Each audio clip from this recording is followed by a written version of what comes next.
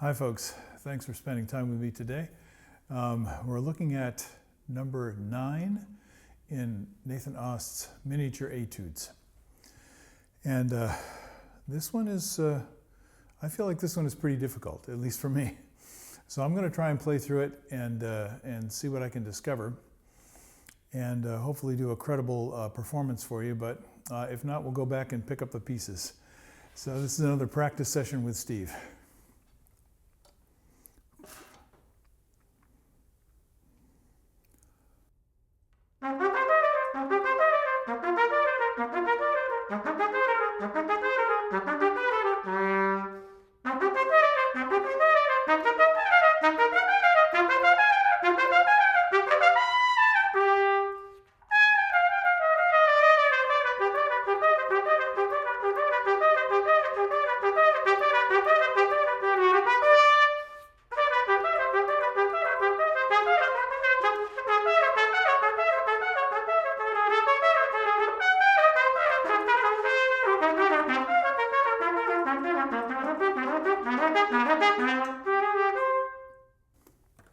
Well, it was a little rocky, as usual.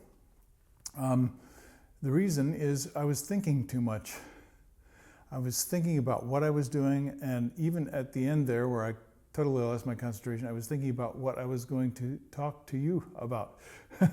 Now, that's the wrong state of mind to be in.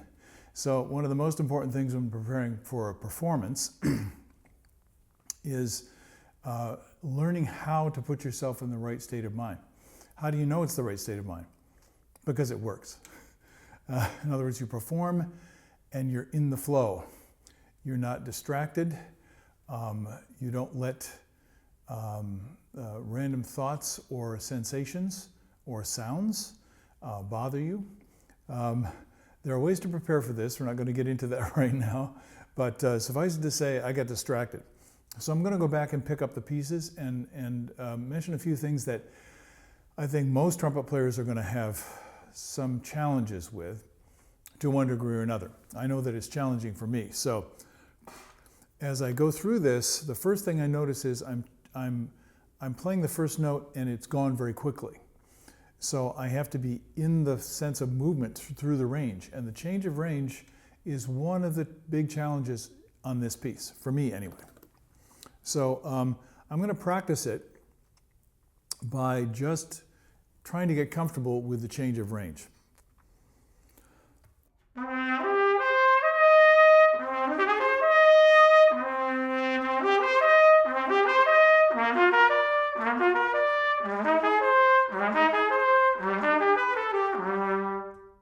Okay, so that wasn't too bad in terms of the musical results.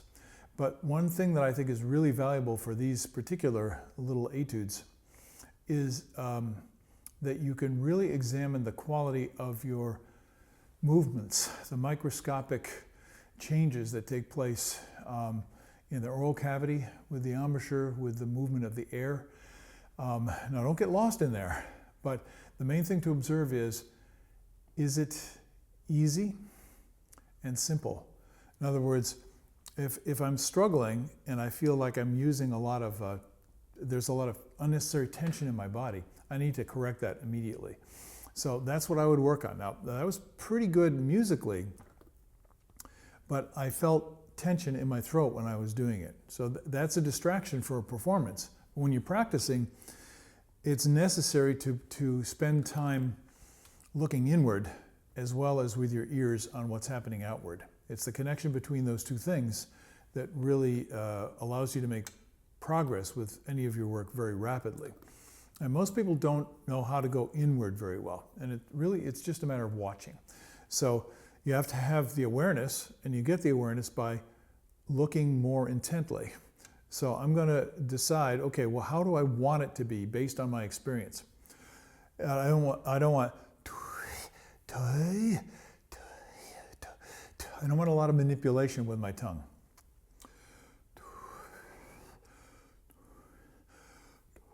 Just a simple, smooth gesture. So I'm going to play it slower.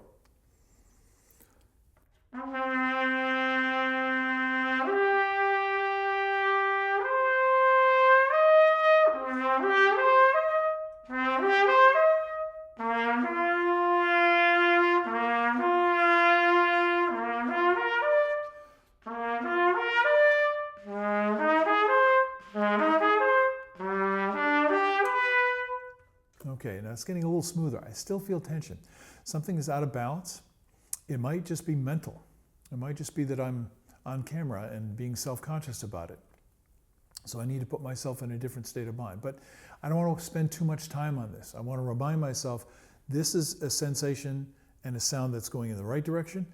And this is a sensation and sound that I don't want to live there. It's going in the wrong direction. I want to move out of that neighborhood and into a more comfortable place to live in my playing.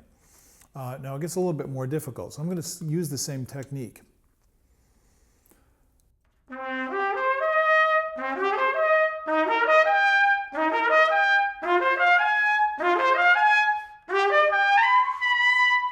See, I'm choking a little bit there. So I'm going to do it again, and this time slower, which is the most common and usually the most effective practice technique for allowing you to see things better, to become more aware of them.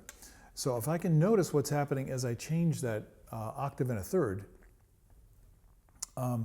then I might be able to make some adjustments that make it easier for me. So I'm going to take time on each note.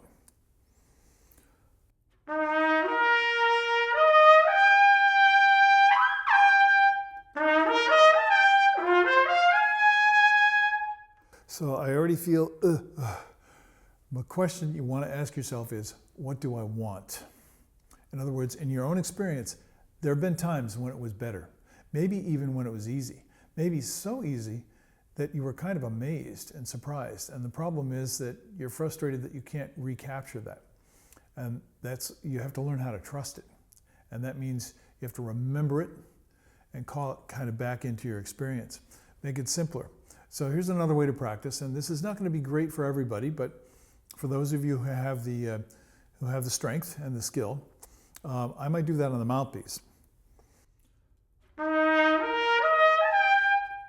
Buzzing the mouthpiece is not playing the trumpet, but sometimes it makes it more obvious.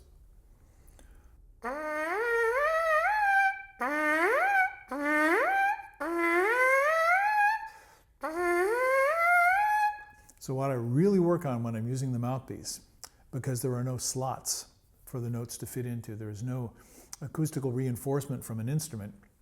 It's kind of like a megaphone. You're just playing the sound out into space.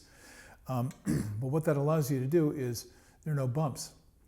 So you have a smooth motion that goes through.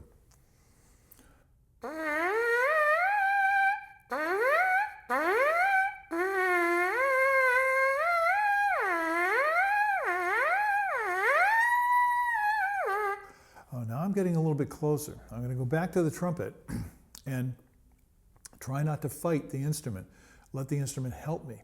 Because when I'm buzzing on the mouthpiece, I'm using a little bit more energy, quite a bit more energy actually, quite a bit more push in order to cause the embouchure to vibrate. When I have the horn is helping the embouchure to vibrate.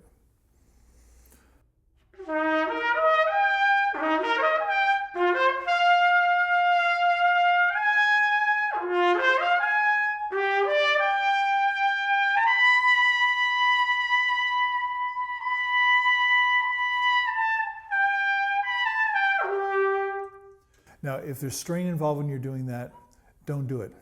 Do it at a lower pitch level. Rest enough, take breaks, but you're still working on the same thing.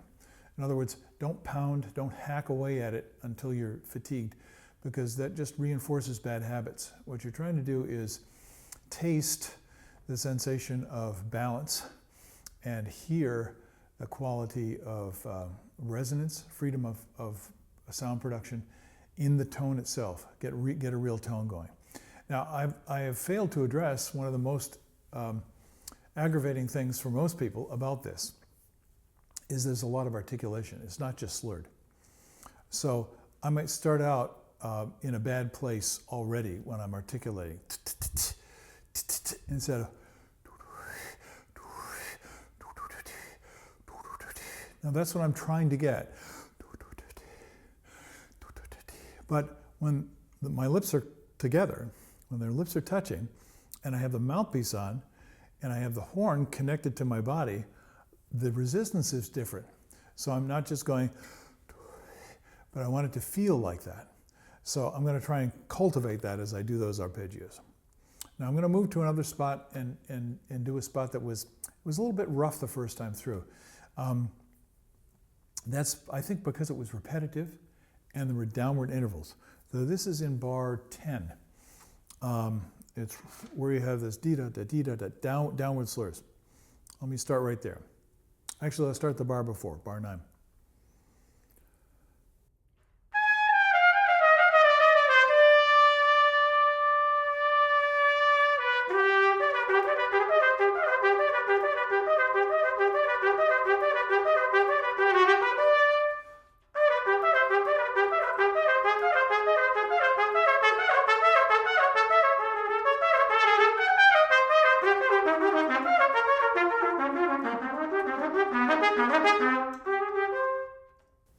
That was much better.